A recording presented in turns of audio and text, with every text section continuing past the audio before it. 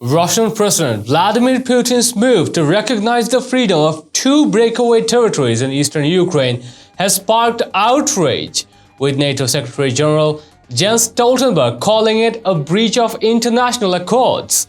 Putin issued an order late Monday for soldiers to maintain peace in the separatist areas of Luhansk and Donetsk.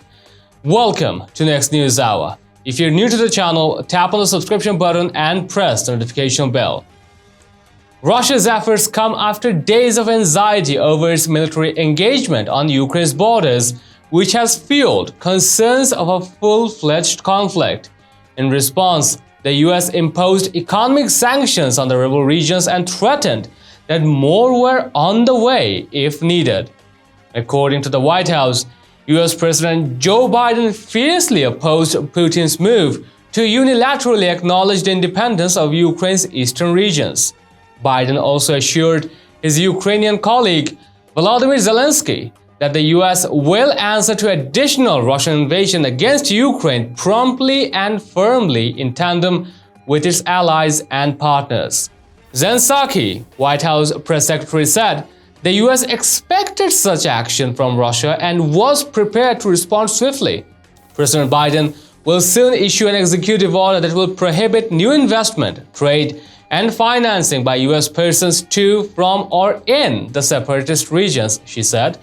And Psaki further stressed these measures are separate from and would be in addition to the swift and severe economic measures they have been preparing in coordination with allies and partners should Russia further invade Ukraine.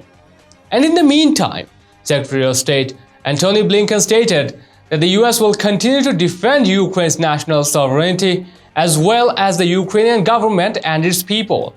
German Foreign Minister Christian Lindner tweeted in German, which translates to, "By breaking international law, Putin is isolating himself to the detriment of the Russian people. It will result in NATO and European Union getting closer as communities of values, united in solidarity with Ukraine and trust in the law." Beijing, one of Russia's close ones, chose not to take sides, instead urging all players to limit any activity that may exacerbate tensions. And Iran's foreign ministry spokesperson Saeed Khatibzadeh said the country was carefully monitoring advancements in Ukraine and urged all parties to resolve the conflict via conversation rather than taking any action that might escalate tensions. He added in a statement, "Unfortunately, NATO interference and provocative moves led by the United States have made conditions in the region more complicated." French President Emmanuel Macron's tweet translates to, "By recognizing the separatist region in eastern Ukraine, Russia is violating its commitments and undermining Ukraine's sovereignty. I condemn this decision. I have asked for an emergency meeting of the UN Security Council and European sanctions." NATO chief Jens Stoltenberg condemned Russia's move and said, "This further undermines Ukraine's sovereignty and territorial integrity, erodes efforts towards a resolution of the conflict, and violates the Minsk agreements to which Russia is a party." European Commission President Ursula von der Leyen threatened Russia of the European Union's future actions that will go with Ukraine and said, "The recognition of the two separatist territories in Ukraine is a blatant violation of international law, the territorial integrity of Ukraine, and the Minsk agreements."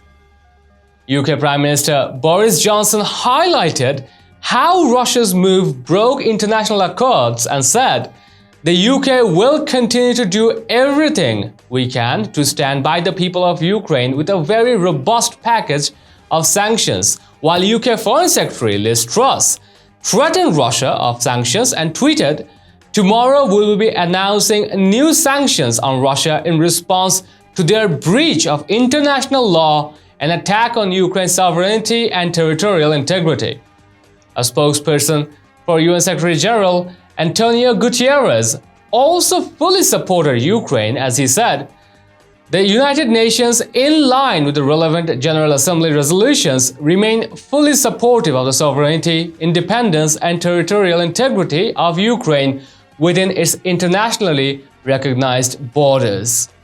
Well, would like to know your thoughts and responses. Share them in the comments down below, and also share this news and support us through subscribing to our channel. Stay tuned for the real stuff on next News Hour.